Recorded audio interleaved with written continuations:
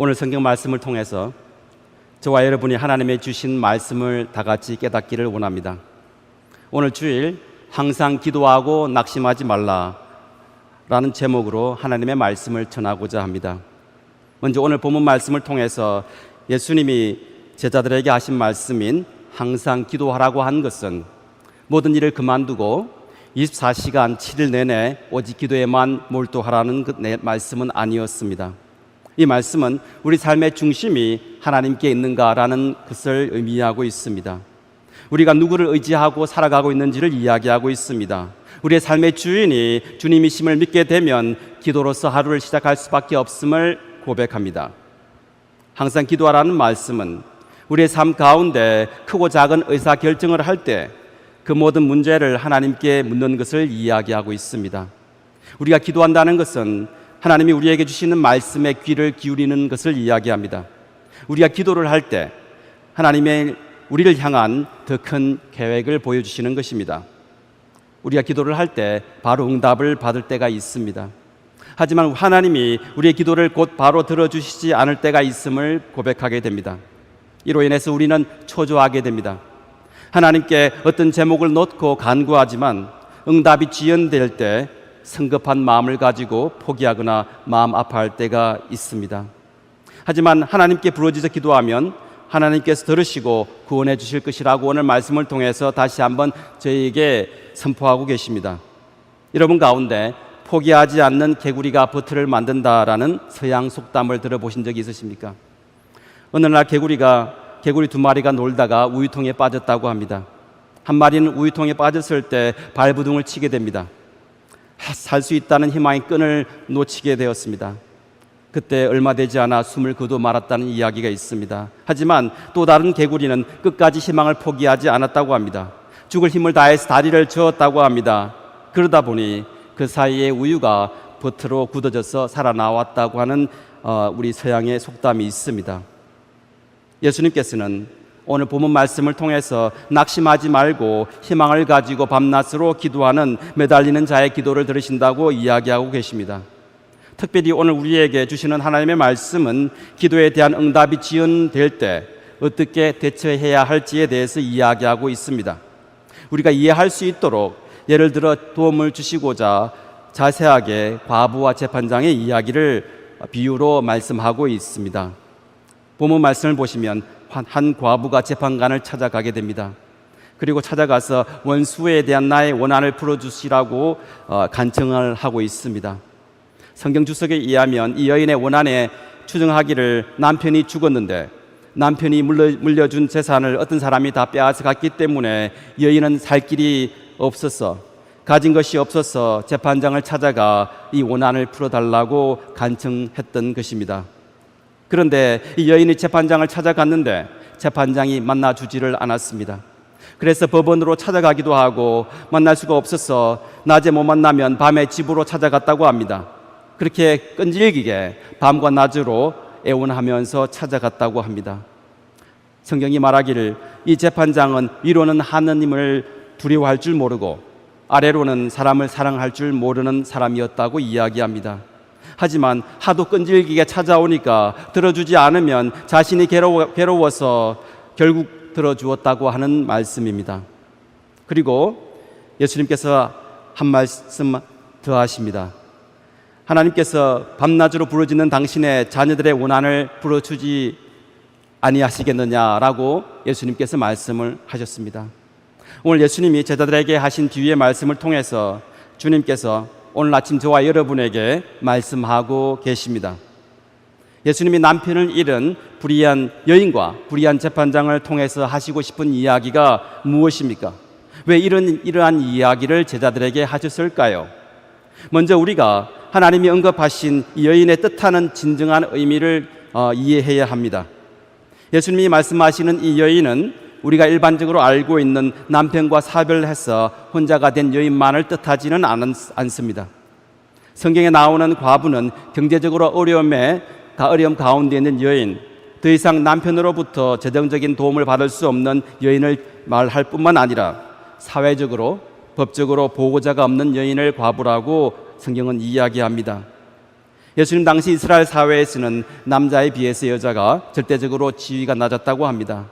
이러한 상황에서 남편을 잃은 여인은 그녀의 생활은 더욱더 힘이 들었을 것입니다.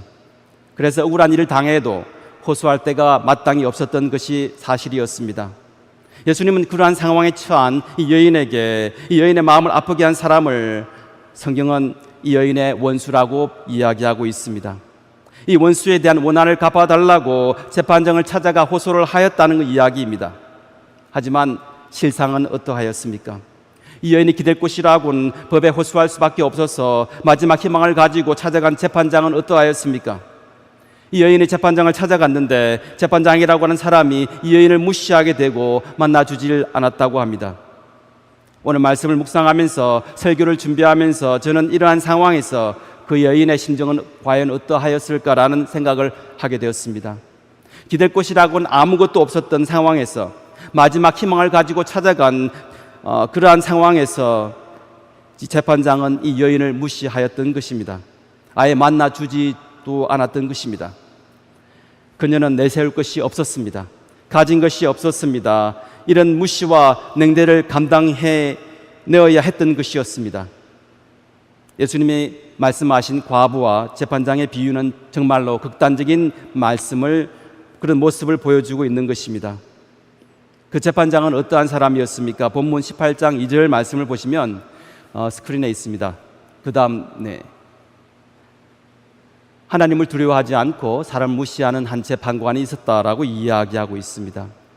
말씀을 통해서 우리가 깨닫게 되는 사실은 이 재판장은 하나님을 두려워하지 않았던 사람이었습니다. 이 땅에 많은 사람들이 이 재판장처럼 하나님을 두려워하지 않고 살아가는 모습을 보게 됩니다.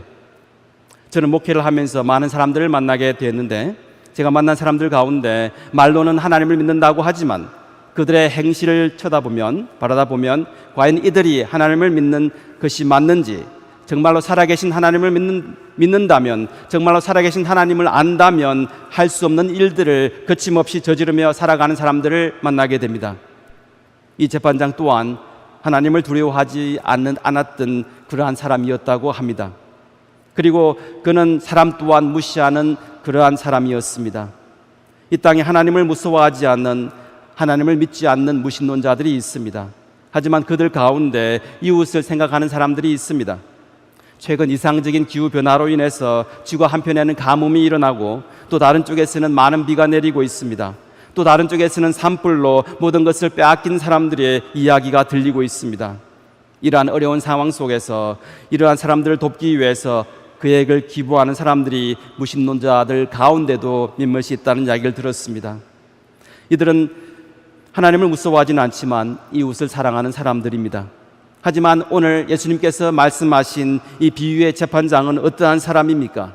하나님을 무서워하지도 않고 이웃 또한 무시하는 그러한 극단적인 인간이었음을 이야기하고 있습니다. 예수님께서 이렇게 극단적으로 인간적이지도 않은 재판장을 비유로 설명하신 이유는 무엇입니까? 예수님이 이렇게 극단적인 인물로 재판장을 의도적으로 인용한 이유는 무엇이었을까라는 생각을 해보시기를 바랍니다.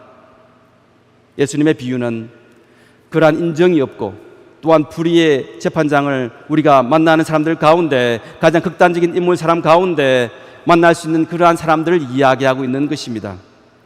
그래서 그렇게 극단적인 사람들을 만나더라도가 중요한 오늘의 메시지인 것입니다. 예수님께서는 이렇게 극단적인 사람을 만날지라도 낮에 못 만나고 밤에 찾아가서 만나기 위해서 최선을 다해서 문을 두드리는 그러한 모습을 이야기하고 있습니다. 그렇게 끈질기게 지치지 않고 밤낮으로 찾아가서 예언을 하니까 결국은 이 불의한 재판장이 들어주었다는 이야기를 하시고 싶었던 것이었습니다. 그리고 그 다음 18장 7절 말씀을 통해서 다시 한번 이야기하고 계십니다. 하물며 하나님께서 그 밤낮 부르짖는 택하신 자들의 원한을 풀어주지 아니하시겠느냐, 저희에게 오래 참으시겠느냐라는 중요한 말씀을 저희에게 주신 것입니다. 하나님께서는 우리가 부르짖을 때에, 하나님께 우리의 마음을 내려놓고 하나님께 간구할 때에, 하나님께 울부짖을 때에 하나님께서 들어주신다고 이야기하고 계시는 것입니다. 오늘 말씀을 통해서 크게 두 가지를 살펴보고자 합니다. 문제를 해결하시는 분은 하나님이라는 사실과 우리의 기도가 응답되지 않을 때 좌절하지 말고 계속해야 한다는 것입니다. 먼저 문제를 해결하시는 분은 하나님이시라는 사실입니다. 본문 말씀은 이 여인이 원수에 대한 나의 재판을 풀어주소서 하고 끈질기게 간청하였기 때문에 재판장이 그 여인의 원한을 풀어주었던 것입니다. 하나님은, 우리가 알고 있는 하나님은 정의롭고 자비하시고 특별히 택하심을 받은 자들의 목소리에 귀를 기울이시는 분이십니다. 바로 그분께서 우리의 원한과 억울함과 그러한 어려운 문제를 해결해 주신다고 하는 것입니다. 하나님은 전지전능하신 분입니다. 그래서 그 누구보다도 우리의 사정을 잘 알고 계시는 분입니다. 하지만 오늘 말씀은 하나님께서 기도로 무엇이든지 항상 상의해야 한다고 하고 있는 것입니다. 하나님께 기도로 간구해야 한다고 하는 것입니다. 우리가 영적으로 깨어있을 때, 우리가 주님의 말씀에 귀를 기울이게 될 때 주님이 우리를 통해서 역사하심을 알게 되는 것입니다. 사랑하는 성도 여러분, 예수님이 말씀하시는 과부는 누구입니까? 저는 이 말씀을 지난 한 주간 묵상하는 가운데 예수님이 말씀하시는 그 과부는 바로 우리가 아니었을까라는 질문을 던져보았습니다. 여러분도 다 같이 생각해 보기를 원합니다.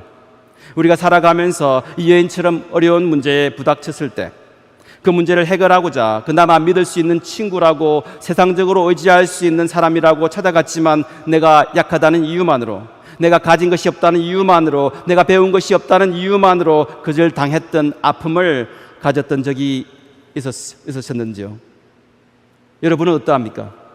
여러분 가운데 이 여인처럼 크고 작은 어려운 상황이 찾아왔을 때 실망하지 않고 포기하지 않고 밤낮으로 매달린 적이 있으십니까?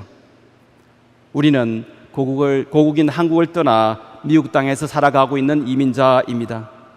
우리가 외국인이라는 이유만으로 거절당해야 했던 아픔을 감내한 적이 있으십니까? 직장에서 최선을 다해서 일했지만 자신의 능력을 인정받지 못한 때가 있었습니까? 학교에서 열심히 공부했지만 교수님이 자신이 쓴 페이퍼를 인정해 주지 못한 때가 있었습니까? 가정에서 열심히 아버지로서, 엄마로서, 남편으로서, 아내로서 열심히 일했지만 그 마음을 가족이 몰라줄 때가 있지는 않았습니까? 오늘 예수님이 저와 여러분에게 이렇게 말씀하고 계십니다. 어떠한 극단적인 어려움에 처하더라도, 심지어는 성경이 말하는 불의한 재판관을 만날지라도 낮에 못 만나면 밤에 찾아가서 끈질기게 밤낮으로 찾아가 애원하니까 결국 만나 주었다고 이야기하고 계십니다. 하물며 하나님께서 그 밤낮으로 부르짖는 택하신 자들의 소리를 외면하시겠는가라는 것이 오늘 주님의 말씀인 것입니다.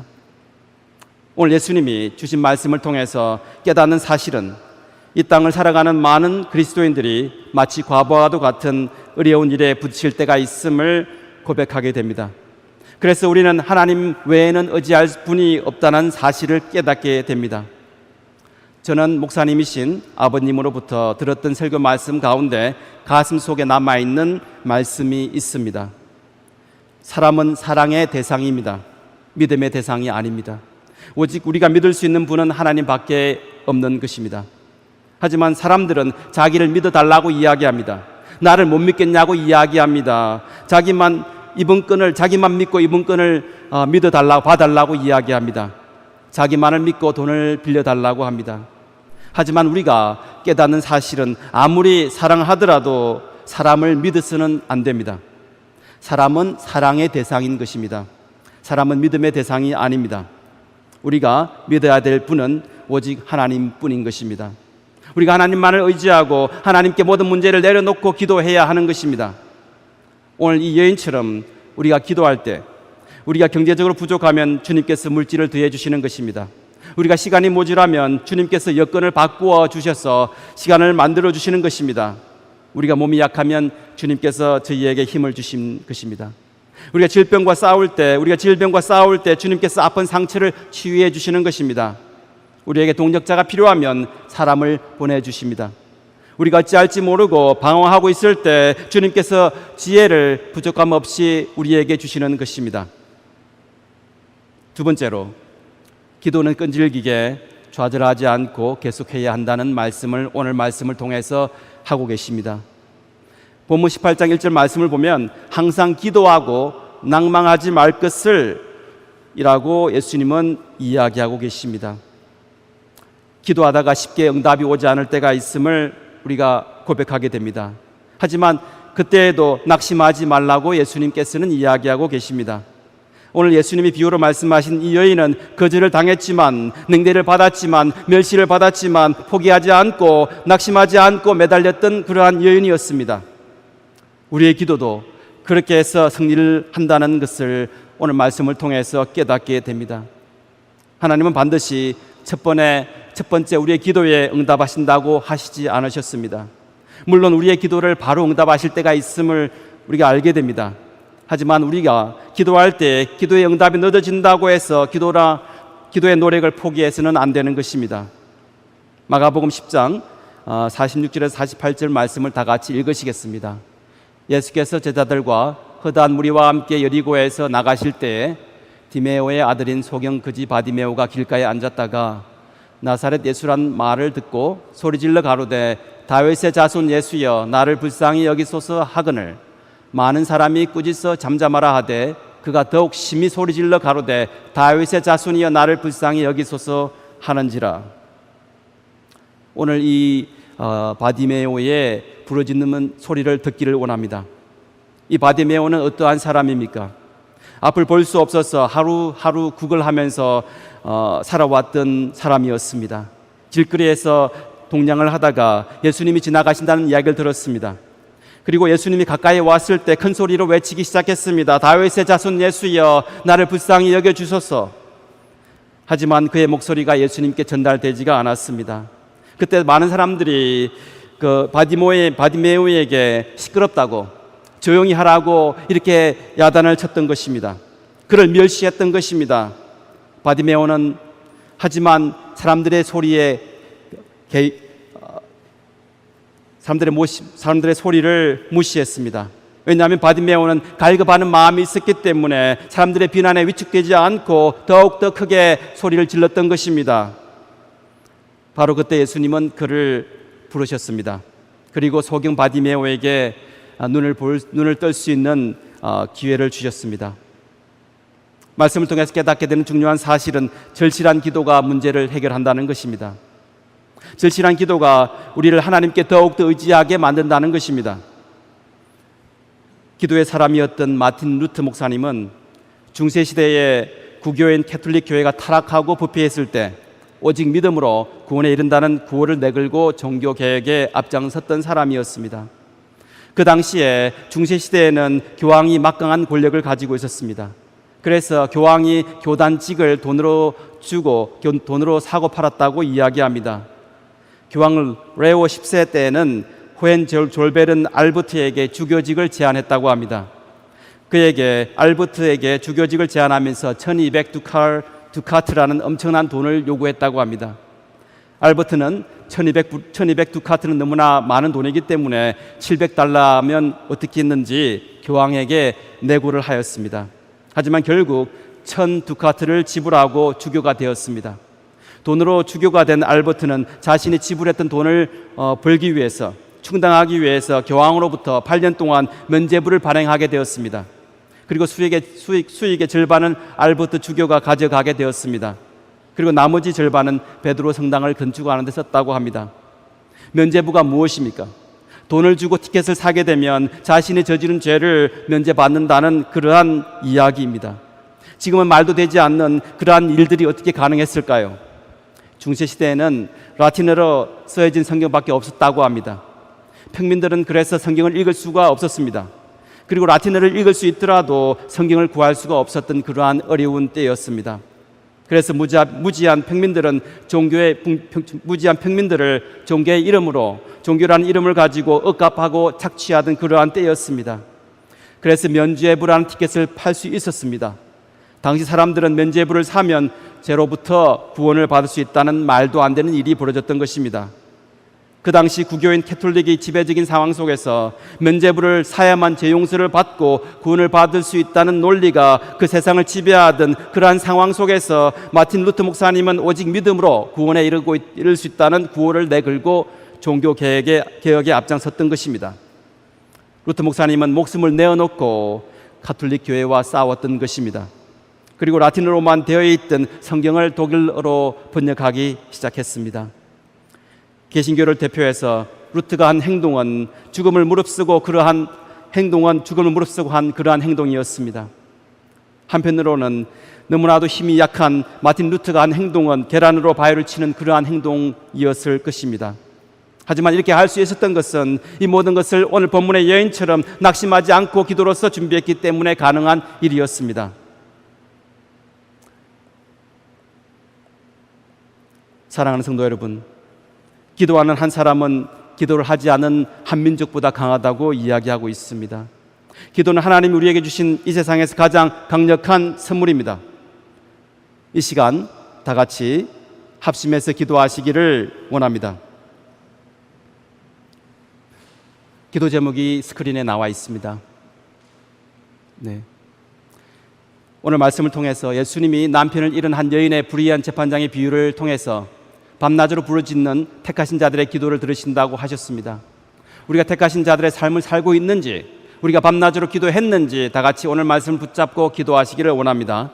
다 같이 기도하시겠습니다. 하나님 아버지, 예수님이 남편을 잃은 한 여인의 불의와 한 여인의 아픔과 불의한 재판장을 통해서 제자들에게 하셨던 말씀이 있습니다. 그리고 이 말씀을 통해서 저희에게 하시고 싶은 말씀을 오늘 말씀을 통해서 깨닫게 되었습니다. 우리가 살아가고 있는 이 세상 속에서 하나님을 두려워하지 않는 불의한 재판장들과 같은 사람들을 만나게 됨을 고백합니다. 사람들을 무시하는 그러한 사람들을 만나게 될 때가 있습니다. 우리는 고국인 한국을 떠나 미국 땅에 살고 있는 이민자들입니다. 외국인이라는 이유만으로 거절을 당했던 아픔을 가지고 있습니다. 직장에서 최선을 다했지만 직장 상사로부터 우리의 능력을 인정받지 못할 때가 있었습니다. 일터에서 노력한 만큼 실적이 따라오지 않을 때도 있음을 알게 되었습니다. 하지만 오늘 예수님의 말씀을 통해서 힘을 얻게 되었습니다. 이러한 불의한 재판관을 만날지라도, 어떠한 극단적인 어려움에 처할지라도 낮에 못하면 밤에 찾아가서 끈질기게 밤낮으로 매달렸던 이 여인을 기억하게 되었습니다. 하나님께서 밤낮 부르짖는 당신의 자녀들, 택하신 우리의 원한을, 우리의 기도를 들어주신다고 말씀하셨습니다. 이 말씀을 가지고 이번 한 주를 살아가고자 합니다. 특별히 기도 9기는 그레이스 비전 감리교회를 위해서 기도합니다. 이 자리에 모인 당신의 자녀들 다시 한번 기억하여 주시고 우리의 기도를 들어주시옵소서. 인도하여 주시옵소서. 아버지, 이 모든 말씀 우리 주 예수의 그리스도의 이름으로 기도드렸습니다. 아멘. 아멘.